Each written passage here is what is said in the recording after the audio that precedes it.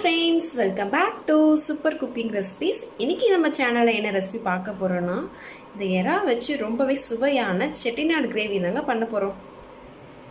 அதுக்கு நான் 1/2 kg எறா எடுத்துர்க்கேன். நல்லா க்ளீன் பண்ணி ஒரு 4 தண்ணில வாஷ் பண்ணி இந்த மாதிரி க்ளீன் பண்ணி வச்சிருக்கேன். எறா எப்பவுமே க்ளீன் பண்ணும்போது இந்த மாதிரி நடுவுல குடல் இருக்கும், அதெல்லாம் எடுத்துடணும். அப்பதான் வந்து எறா டேஸ்டா இருக்கும். சாப்பிடும்போது நரநரன்னு இல்லாம எறா ரொம்ப டேஸ்டா இருக்கும்.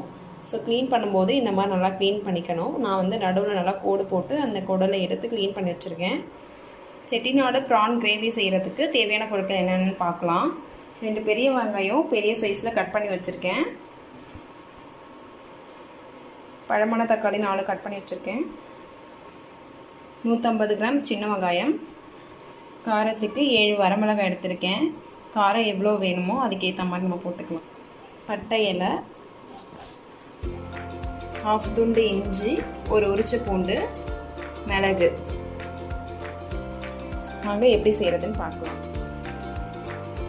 இப்போ நான் கேஸ் ஆன் பண்ணி கடாய் வச்சுட்டேன். கடாய் ஹீட் ஆயிடுச்சு. எண்ணெய் ஊற்றிடலாம். இப்போ எண்ணெய் ஹீட் ஆயிடுச்சு. இப்போ மசாலா பொருள் ரெடி பண்ணிக்கலாம். செட்டிநாடு கிரேவிக்கு மசாலா ஃபஸ்ட்டு ரெடி பண்ணிக்கலாம்.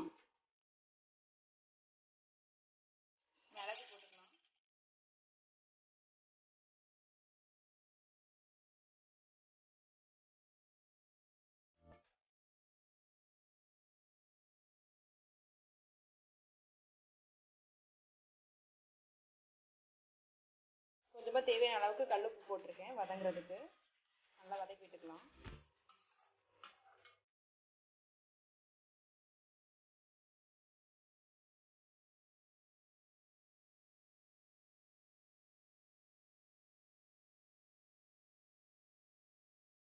இப்போ பாருங்கள், மீடியமான அளவுக்கு நல்லா வதங்கிடுச்சு. ஒரு 10 மினிட்ஸ் அப்படியே விட்டுடலாம். இப்போ கேஸ் ஆஃப் பண்ணிவிட்டு எடுத்துடலாம். ஒரு 10 மினிட்ஸ் அப்படியே ஆற விட்டுடலாம். ஆற விட்டுட்டு அரைச்சிடலாம். ஒரு பிளேட்டுக்கு மாற்றியாச்சு. 10 மினிட்ஸ் இப்போ மசாலா தாளிக்கிறதுக்கு ஒரு கடாய் வச்சுட்டேன். கொஞ்சம் ஹீட் ஆனதும் எண்ணெய் ஊற்றிடலாம். நல்லா ஹீட் ஆயிடுச்சு. கொஞ்சமாக எண்ணெய் சேர்த்துக்கலாம்.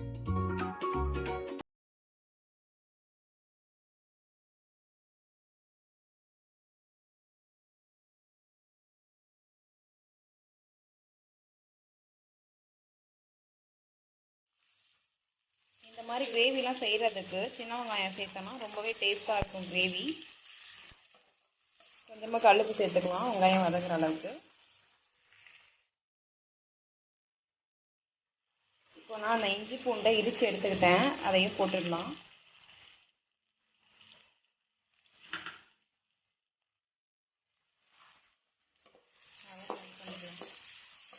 இப்போ வாசனைக்கு 3 பச்சை மிளகாய் சேர்த்துக்கிறேன். பச்சை மிளகாய் வந்து ஆப்ஷனல் தான் ஃப்ரெண்ட்ஸ், வேணும்னா நம்ம சேர்த்துக்கலாம். பச்சை மிளகாய் சேர்த்து நம்ம செய்யும்போது ரொம்ப வாசனையாக இருக்கும், அதுக்கு தான் பச்சை மிளகாய் போடுறது. அது கொஞ்சம் நல்லா வதங்கட்டும். இப்போ வெங்காயம் ஓரளவுக்கு நல்லா வதங்கிடுச்சு. இப்போ நம்ம வாஷ் பண்ணி வச்சுருக்க எறாவை இதில் ஆட் பண்ணிடலாம். எறாவை கொஞ்சம் அப்படியே எண்ணெயிலேயே நம்ம வதக்கிக்கலாம். அப்போதான் அதில் இருக்க பச்சை வாசனைலாம் போயிட்டு நல்லா டேஸ்ட்டாக இருக்கும். ஒரு 5 நிமிஷம் அப்படியே சிம்மில் வச்சுட்டு நல்லா வதக்கிக்கலாம். எண்ணெயிலே வதங்கிச்சுன்னா நல்லாயிருக்கும் எறா. கொஞ்சம் மஞ்சள்தூள் சேர்த்துக்கலாம். இப்போது இது எல்லாத்தையும் சேர்த்து நல்லா மிக்ஸ் பண்ணியாச்சு. எறா கொஞ்சம் நல்லா எண்ணெயிலே வதங்கட்டும். அப்போ தான் வந்துட்டு டேஸ்ட்டாக இருக்கும். இப்போ நம்ம மசாலாவை ரெடி பண்ணிடலாம். ரொம்ப அரைக்காமல் ஒரு மீடியமான அளவுக்கு கொஞ்சமாக அரைச்சிக்கலாம். குறன்னு வர அளவுக்கு ரொம்ப மழன்னு அரைக்காமல் ஒரு மீடியமான அளவுக்கு அரைச்சாச்சு. இப்போ இதை சேர்த்துக்கலாம்.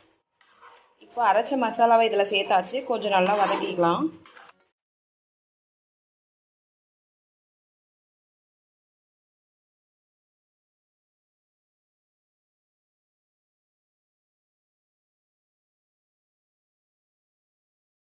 நம்ம ஏற்கனவே வரமிளகா மிளகுலாம் சேர்த்து அரைச்சதுனால காரம் நல்லாவே கரெக்டாக இருக்குது. காரம் பத்தலை வேணும் அப்படின்னா கொஞ்சமாக நம்ம கார மிளகாத்தூள் கூட சேர்த்துக்கலாம். நான் இப்போ கொஞ்சமாக கார மிளகாத்தூள் சேர்க்க போகிறேன்.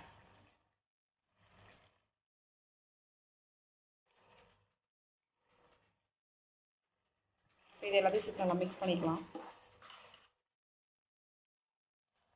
இப்போ 10 மினிட்ஸ் அப்படியே சிம்மில் விட்டு மூடி விட்டுடலாம். அப்போ தான் அதில் இருக்க பச்சை வாசனைலாம் போயிட்டு நல்லா டேஸ்ட்டாக இருக்கும். ஒரு 10 நிமிஷம் அப்படியே மூடி விட்டுடலாம். இப்போ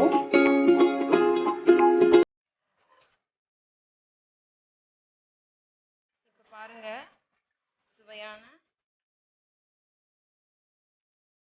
சுவையான ப்ரான் கிரேவி ரெடி ஆயிடுச்சு.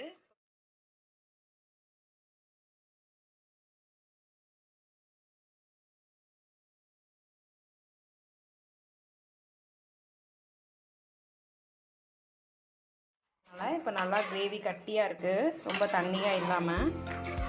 இது நம்ம சூடான சாப்பாட்லேயும் போட்டு சாப்பிட்டுக்கலாம். இல்லைனா சாம்பார், ரசம் இந்த மாதிரி தொக்கு மாதிரியும் வச்சு சாப்பிட்டுக்கலாம். ரொம்பவே சூப்பராக இருக்கும். ஒரு பிளேட்டுக்கு மாற்றிடலாம். இப்போ பாருங்கள் ஃப்ரெண்ட்ஸ், ரொம்பவே சுவையான செட்டிநாடு ப்ரான் கிரேவி ரெடி ஆகிடுச்சு. பாருங்கள், பார்க்கவே ரொம்ப கலர்ஃபுல்லாக சூப்பராக வந்திருக்கு. எப்பவுமே குழந்தைங்களுக்கு மீன் கொடுக்க ரொம்ப பயப்படுவோம், ஏன்னா அதில் முள் இருக்குன்னு. ஏன்னா இறால எந்த முள்ளுமே இருக்காது, ரொம்பவே டேஸ்ட்டாக இருக்கும், அப்படியே சாப்பிடலாம். அவ்வளோதான் ஃப்ரெண்ட்ஸ், ரொம்பவே ஈஸியான ரெசிபி இது. நீங்களும் வீட்டில் செஞ்சு ட்ரை பண்ணுங்கள். எப்படி இருக்குன்னு கமெண்ட்டில் சொல்லுங்கள். இந்த டிஷ் உங்களுக்கு பிடிச்சிருக்கும்னு நம்புகிறேன். பிடிச்சிருந்தா லைக் பண்ணுங்கள், ஷேர் பண்ணுங்கள், சப்ஸ்கிரைப் பண்ணுங்கள். அப்படியே பக்கத்தில் இருக்க பெல் ஐக்கானையும் கிளிக் பண்ணிக்கோங்க. அப்போ தான் நான் போடுற வீடியோஸ் உடனுக்குடனே நோட்டிஃபிகேஷனாக வரும். Thank you friends.